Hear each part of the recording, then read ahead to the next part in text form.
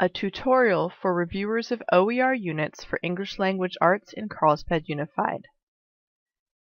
This is the OER rubric that you will use to review completed units for 6th through 12th grade English Language Arts.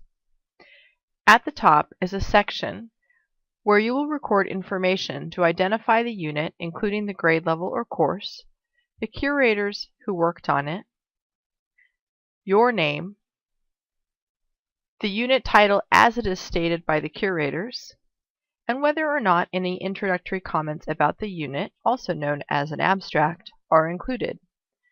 You may note comments about the abstract if you choose. Next, you will find a section for the resources within the unit and descriptions of criteria to be met. You'll notice that the rubric is color-coded to match the template. Blue areas indicate essential elements. The rubric begins with these essential elements because these are the areas that are critical for a unit plan to meet the expectations and to be recommended for use as the approved curriculum in the district. Two important pieces of the essential elements are the unit title and theme, and essential questions. Together, these will allow a unit to have an overarching thematic or skills-based purpose. Many different pieces of literature, readings, and other multimedia can be used to support this unifying theme and student skills development as directed by the essential questions. Therefore, anchor texts and suggested resources will be listed and should be high-quality selections that are grade level appropriate, but the named selections could potentially be replaced with other anchor texts or supplemental resources to achieve the same unit goals. Generally, the texts suggested by the curators should lead to rich academic outcomes. There can be one main text, multiple shorter texts, or a combination. If you are not familiar with the texts listed, you may wish to research them briefly, or you are also welcome to contact the curators to ask for their rationale in choosing the selections. When evaluating units, it is important to be clear if the unit does not truly meet the descriptors in the blue areas. Please provide comments or even ask your questions in the Needs Improvement boxes to indicate areas of which you are unsure or which could be improved. Another very important aspect of the blue section, Essential Elements, is alignment to key essential learning outcomes. All of the units need to be guided by the goal of addressing essential learning outcomes. ELOs were developed from the anchor standards for language arts and are crafted to identify important and overarching skill sets for progression of skills from one grade level to the next. An essential learning outcome might sound like, by the end of 6th grade, students will be able to read and comprehend a range of literary and informational texts independently and proficiently with scaffolding as exhibited through written and oral responses. Or, by the end of 10th grade, students will be able to participate in a range of conversations, building on others' ideas and expressing opinions as well as evaluating each other's points of view, as exhibited by Socratic seminars and other formal and informal discussions. A unit may also identify any important anchor standards that are not already integrated into the selected ELOs. If this is the case, anchor standards can be listed alongside the ELOs in this section. Specific grade level standards can be identified further down in the Teaching Resources section. The skills that are chosen as overarching outcomes for the unit, ELOs, should be practiced throughout unit activities and should be assessed in the Skills Mastery Assessment section.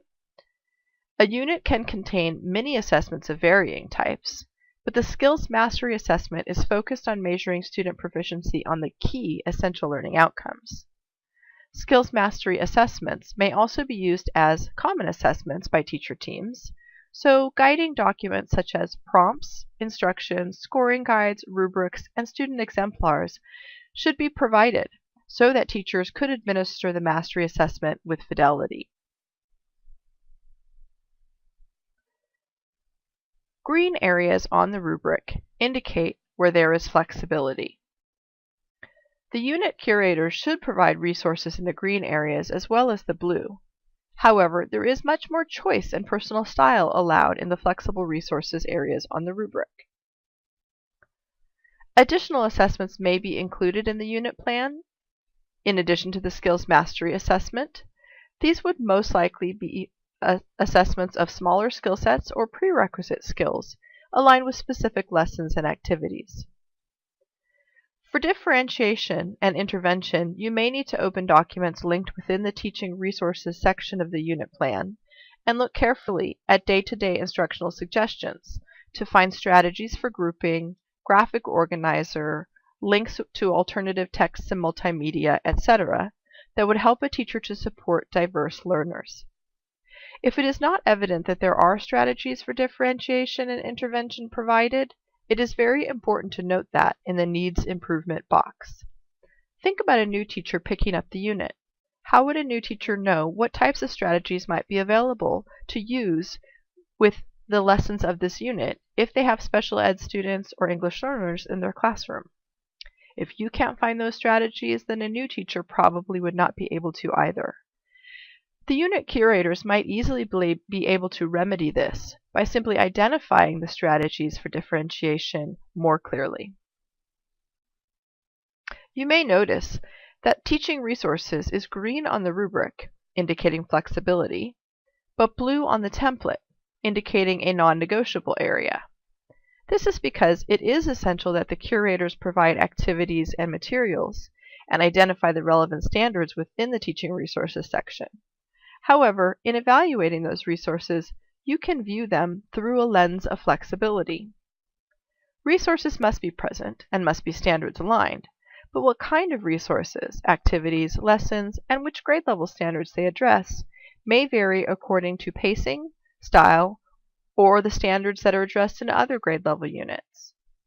One thing to look for in this area is that a balance of grade level standards is represented. For instance, if there is an overabundance of writing activities and very little speaking and listening, you may wish to note this in the Needs Improvement box. These units are being developed for use within Carlsbad Unified at this time, but in the future we will be selecting units that we would like to share with other schools and other districts as a part of our pledge to the #GoOpen initiative. For this reason, there is a section regarding original source and author cited and license to remix and reshare. It is not critical that these considerations be met at this time. Our curators know that this will be a future goal, and they are mindful of it with these units, and so you may see attribution and the inclusion of open source materials, but it is not essential for recommendation. With every English language arts lesson, we should be cultivating awareness of the correlation between how we are addressing English language development for our English learners in our language arts classes. Our curators should be listing relevant ELD standards that tie into their overall learning goals for the unit, and perhaps some discrete grade level skills as well. Interdisciplinary connections are great if they are appropriate for the unit and for the teaching situation. Not all units lend themselves to cross-curricular study. If the section is blank, simply mark no. You will also see an orange section towards the bottom of the rubric. This section is for social content review, which is an aspect of the review process that is done at the state level for publisher materials. It is an important part of Carlsbad's process, since we are taking over the state's role as reviewers. You will need to click on the hyperlink and view the California Department of Education Social Content Standards to become familiar with the types of things to look for when reviewing our units. The last section on the page is for an overall recommendation. You may choose to approve the unit as is. You can also recommend the unit for revision. Look back over the Meets and Needs Improvement columns. If you have marked Needs Improvement for any of the blue essential elements, strongly consider sending the unit back to the curation team to revise. It is preferable at this point in the process to indicate improvements needed than to approve and recommend a unit that does not represent the best curriculum for our students. Curators then can have the opportunity to make revisions and rework the unit until it is comprehensive and will support the development of essential skills in English language arts. Great job! Now you are ready to bring your recommendation and supporting rationale to the group deliberation.